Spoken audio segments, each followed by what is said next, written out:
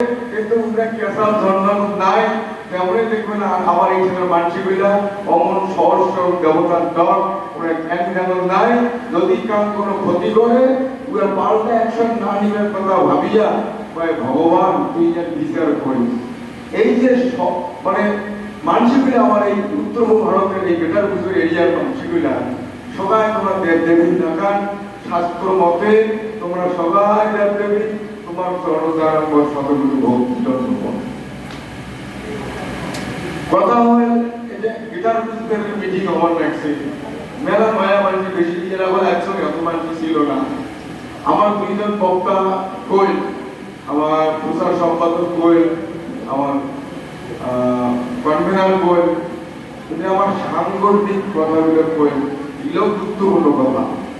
আমার সংগঠনের কি কর্মসূচি করিয়া যে আমি এতদূর আকাশে আরো আমার কথা শুনবে পাইবে, আমার বলে উঠকি বেড়া খাইছে, দূরবীন দিয়ে দেখা খাইছে।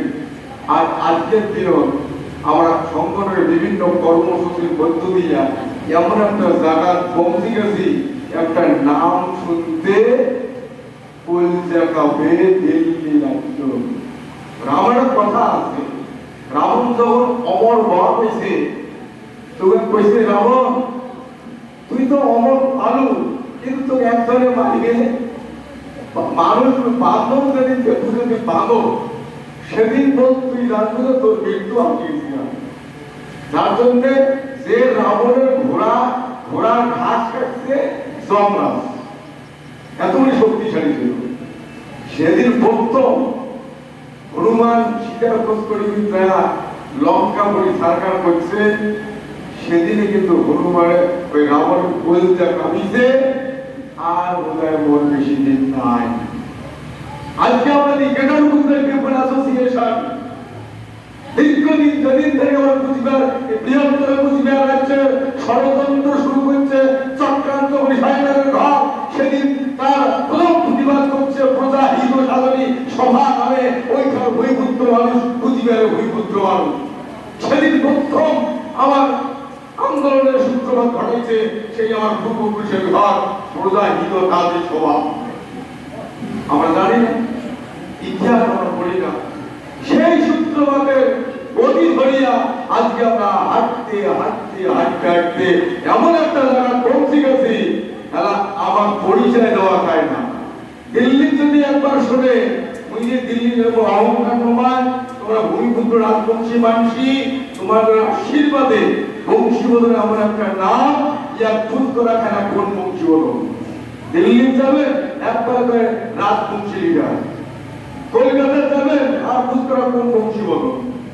এমন একটা যারা পৌঁছে গেছি গোটা আমার রাজবংশী ভূমিপুত্র মানুষে আশীর্বাদ প্রার্থনা কামনা বাসনা আকাঙ্ক্ষার ডাকে মাটি বাও সারা দিয়া খাড়াই আমার বাসনা। সবচেয়ে বড় কথা আজকে আমরা এমন একটা দশা আছি, কথা আছে হাতও আছে ঠ্যাংও আছে মনুষ্যেরও কায়া ঝড়ি ভিজিয়া টুকরে হয়েছে চেতনাই পায় না। মানে বাবর বাবর দেখবেন মাইকেটা হাত ঠ্যাং ছোকে আছে গাছ চলে ছোকে কিন্তু পরিবার পায় খালি ওর চেতনাটা নাই জন্মে ঝড়ি ভিজি উঠে। আজকে আমরা সেইটা বলছি রাজবংশী মানুষ, আমরা ভূমিপুত্র মানুষ, আমরা রাজবংশী মানসি। আমরা আমার পরিচয় আমরা কায় কুরুক্ষেত্রের যুদ্ধের সময় অর্জুন যুদ্ধ করে চলতে কুরুক্ষেত্র গেছে, ওর সারথি ছিল ভগবান শ্রীকৃষ্ণ, সখা রূপে ওর রথের সারথি। যুদ্ধক্ষেত্র যায় অর্জুন দেবী ওর পক্ষ যুদ্ধায় নাই সৈন্যই নাই অল্প কাটা নানা ডোর দাদা, আর দুর্যোধনের পক্ষ বড় বড় যোদ্ধা রথী মহারথী একবারে বিশ্ব কৃপাচার্য অস্তগুরু দ্রোণাচার্য আরো কত অশ্বস্তম কত বীর ইয়ার বক্তব্যের উপায় একলা দিন ধরে মারিবার পায় আর ভাই ভীম খালি গদা চালাবার পায়। উয়ার দেখিয়া ভয়তে বলতে গেছে সুবিধা। এবার তুমি যে ভিডিয়া একটা যোদ্ধার কম্পিটিশন মহাযোদ্ধা বলে সার্টিফিকেট পাইছে, এবার সেই যোদ্ধা যদি যুদ্ধের ক্ষেত্রে হয় সখা এই সৈন্য সম্বন্ধ দেখিয়া মোর ভয় নাই গেছে, মোর কুটি শুকেছে, আমি যুদ্ধ না করো। তাহলে কেমন হয়, নিজের নিজকে ছোট মনে হয়। তাহলে বুদ্ধি করিয়া শাস্ত্র প্রাণী লড়িবে না। কি কয় সখা, ওই শাস্ত্র বলছ যে গেদি হিংসা মহাপাপ। ওই উপায় আছে ওইলা মনে না কারা কাটা 13 ভাই দুর্যোধনের ঘর, তিনটে কিন্তু শাস্ত্র পড়ে নাই। তো মুই শাস্ত্র বলছ, শাস্ত্র আছে গেদি হিংসা মহাপাপ। তা মুই ওই জানি শুনতে কেন আমি বার্তা করি বাচ্চা।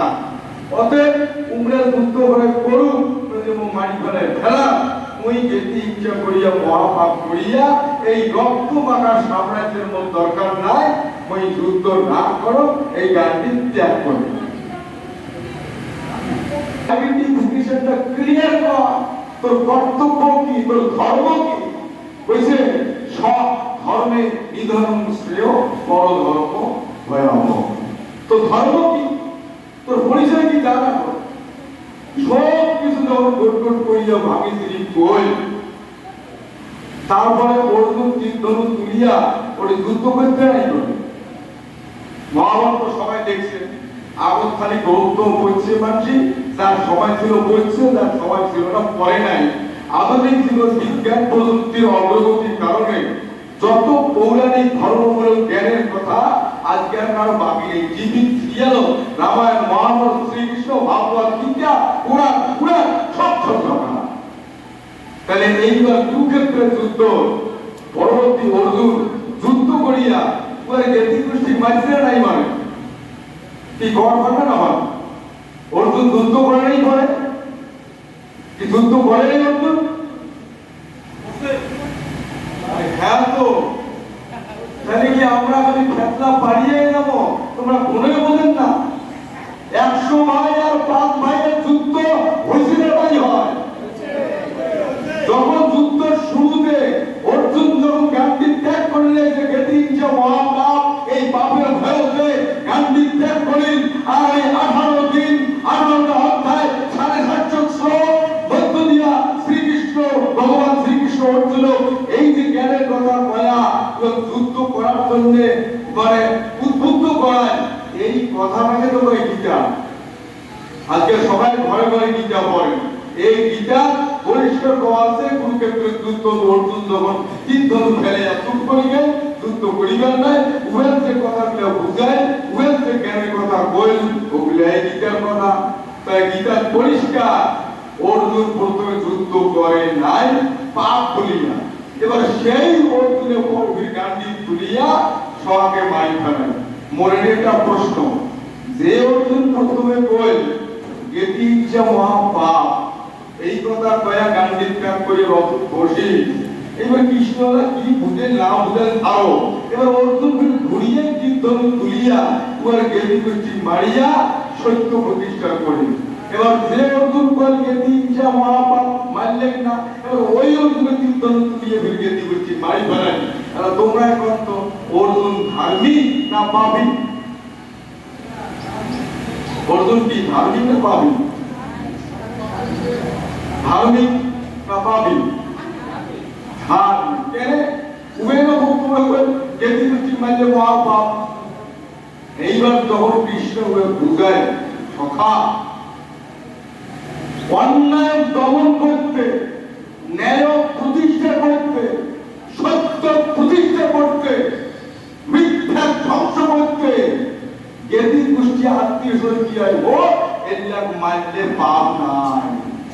সত্য নিজের অধিকার, নিজের সত্যটা প্রতিষ্ঠা করে গেলে তাতে কায় মরে মরুক, এটা দেখলে তার কোনো পাপ হয় না।